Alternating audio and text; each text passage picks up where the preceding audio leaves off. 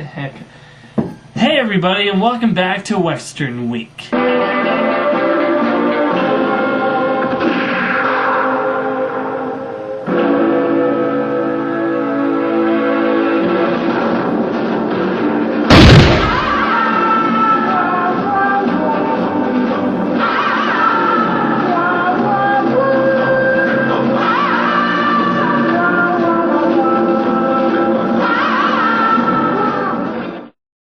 So today we are going to be looking at the classic comedic western, Maverick, surprisingly directed by Richard Donner.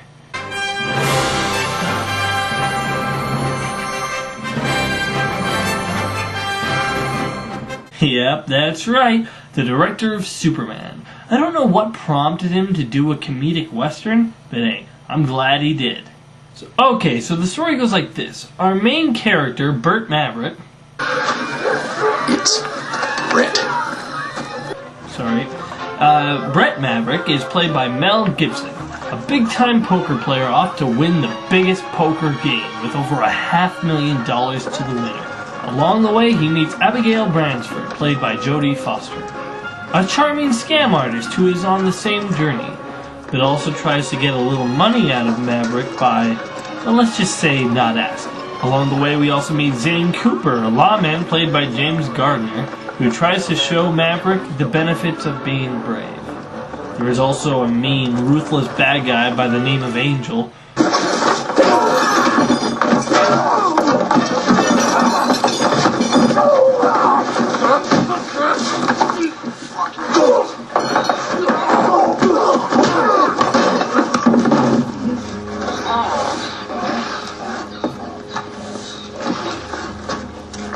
Maverick was mine anyway. But this time it's personal. Boy, was his mother off when picking names, played by Alfred Molina. An Angel, for some reason, is trying to stop Maverick from getting to the big poker game. Okay, let me start by saying that I think Maverick is a great take on the Western comedy. It takes a whole bunch of familiar things and then changes them up so it's new and refreshing. For example, most Western characters are either one of two things. Either they're A, the rough, tough cowboy guy that can take on he's fast in the gun, and he can take on anybody if they even think about facing him, they're crazy. And then there's the second character that is sometimes seen in Western is the coward, the guy who is he can't do squat, but he can con his way into making other people believe that he's great, and he can con his way into any situation, and he uses his cowardness to get out of certain situations, and this is a combination of both. And I don't see what's so great about being brave. I mean, I'm a card player. I play cards, and you call me a gambler. I want to become an old gambler. You, on the other hand, are a gunfighter, and an exceptional one at that, from what I hear. So if I decided to go up against you, I mean, what chance would I have had? Answer? 0.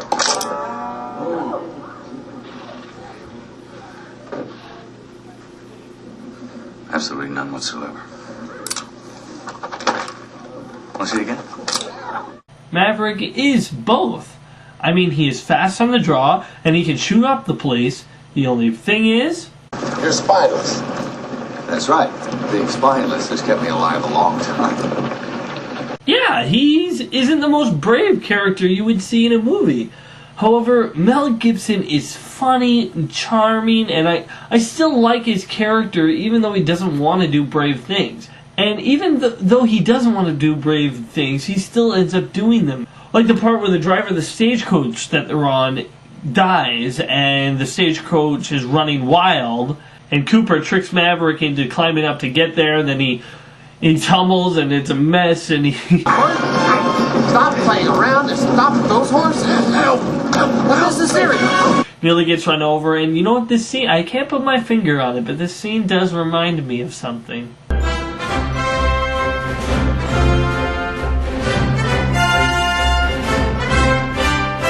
It's a funny and exciting scene, and I also love his reaction to them after he stopped the carriage. Don't you feel bad about yourself now that you've done something so brave? Wasn't that excitement? Those horses running along safe? I get it. This was all for my benefit, huh? Yes. To help me build character. Exactly. Look at him bursting with pride.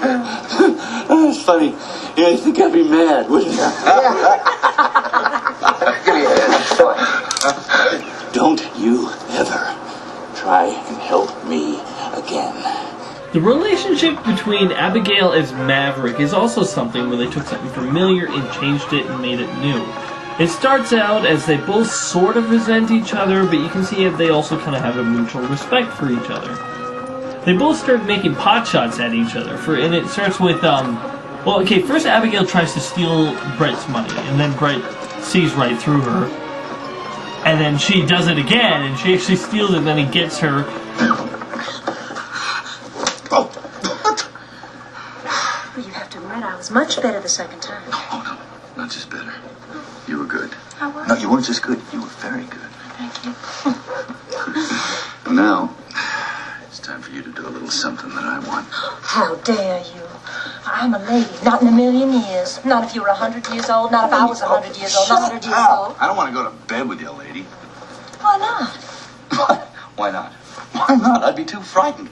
And then he says, well, since you tried to steal from me again, you're going to have to clean my shirt, because it's my lucky shirt and I want it clean. And she resents having to stoop down to cleaning a man's shirt. So then she does it, however, it shrinks. And from then on, they're just taking small pot shots at each other throughout the entire movie. And unlike a lot of movies where it can be annoying, these two make it work. Because you know that they like each other, but you know they somewhat annoy each other. And I don't know, it just works. Like I love the scene where Abigail motions for help, that she needs help off the carriage, and he takes her umbrella. Then she tries to get off and she falls. And then Maverick walks toward her, and you think he's going to help her back up, but he just gives her back his umbrella without saying a word. And I just love that. It's a great and funny scene. And I just love how Maverick and Abigail play off each other. And you know what? I love how all the characters play off of each other, whether it's Maverick and Angel, or it's Maverick and Cooper, or Cooper and Annabelle. I just love how they all play off of each other. Be quiet.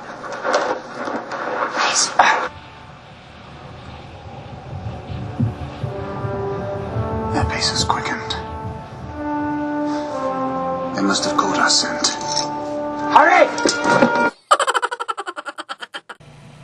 Now, I really like how this movie plays with your expectations, especially at the end. I won't give anything away, but something happens, and then you think the movie is going to go this way. And then it goes that way for a bit, but then it goes this way. And it goes this way for a bit. And you think it's going to go this way now. And once again, it turns and goes back this way. And I just love the way it messes with your expectations. The end is so unique, and you know, some of the stuff you could see coming, but a lot of it you just don't. And when it happens, you make sense, and you laugh at it, and it's funny, and it almost makes you want to watch the movie over again. So yeah, I just love the way it messes with your expectations. There is a lot of subtle jokes in this film that you won't catch the first time.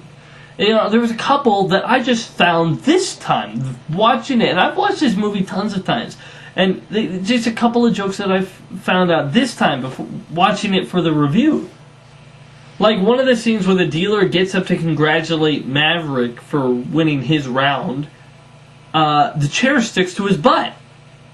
I mean, I didn't notice that until now. And then there is one of my favorite jokes that I just noticed for the first time this last time that I just watched it for this review. A man comes into the bank that Maverick is in, and the man's robbing the bank.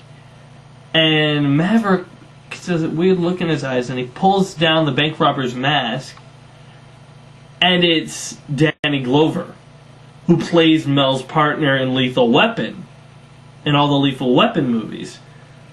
And I love it because he pulls down the mask like, wait, I recognize that guy. And then he's like, eh? And then they both look away for a second. It's like, huh?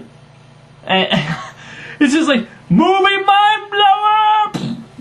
Anyway, see, like, that scene was always a mystery to me. I didn't get it since I hadn't seen the Lethal Weapon movies. And now I've seen parts. I haven't even seen a full movie, but I've seen parts of them now, and I know about them. And so after having seen those, now I get the joke. And who knows? Maybe there's some more hidden jokes in there that I still haven't noticed. I also like how this movie treats the Indians. I mean, once again, the film messes with your expectations on how you think they're going to act. When you think of Indians, you have a certain cliche in your mind. And this movie treats that cliche. Oh, hey. Oh, you sure do pick the spots. Yeah, I know.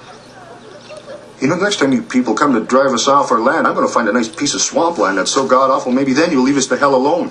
So, because in this era, the West has been around for a while, so white people have been around this area for a while, so the Indians have gotten used to everything in this, and I just love the way, I don't know his name, and I should, because he's probably the only Canadian in this film, but the guy who plays the Indian is just great, he's hilarious. And I just love how they play off of each other, and the entire sequence with the Indians is just funny. Decency! Pull yourself together, man! Everybody's looking! Now, for my complaints about the film, they are very few. I mean, I only have 2 or 3 real problems with it. I mean, okay, one, even though the way Maverick plays and where he talks about how we can tell other people are bluffing, even though all that's very realistic, how he sees all the other players bluffing, it's true to the movie and it's true to how cards go. The cards that they get are like cards that appear once in a lifetime in real life. I mean, the sets that these guys get in this film are just like, nobody gets those. Rarely does anybody get those. I mean, I know it's true to normal movie fashion how you always get the big sets, but I know that some of the players were cheating in the poker scene, but still, I just found that, oh, come on. That set really, those are way too big of cards for people to normally get. And also, okay, when the Indians show up, Maverick pretends that they're hostile. Like, he's talking to him and he says, just pretend you're hostile. He's like, sure, whatever. But you want that money I owe you, right? And, so the Indians just go along with it. And so he pretends they're hostile and he pretends that they want to sacrifice, even though they don't. They're just like, whatever. And he pretends that they want to sacrifice. And so he pretends to sacrifice himself to the Indians. So he goes with them. And he leaves Cooper and Abigail with the wagon train that they were with. And then Maverick meets up with them again when they go to the game, at the big poker game. However, this is all that they say on it. However, did you escape from those hostiles? I'm not exactly a whole man anymore.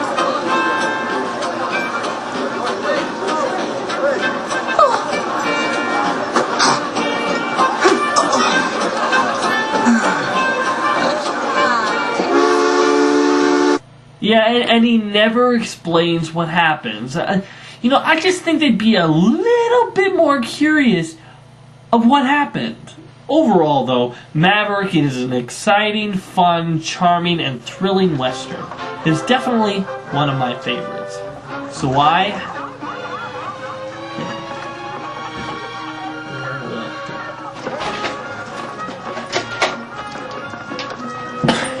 So I have to give Maverick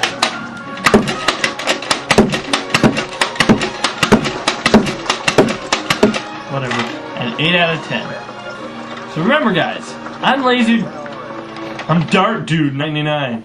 If I don't like it, it's not worth it. No, I'm out. So yeah, see you around. Be sure to check out more of my other videos on my channel.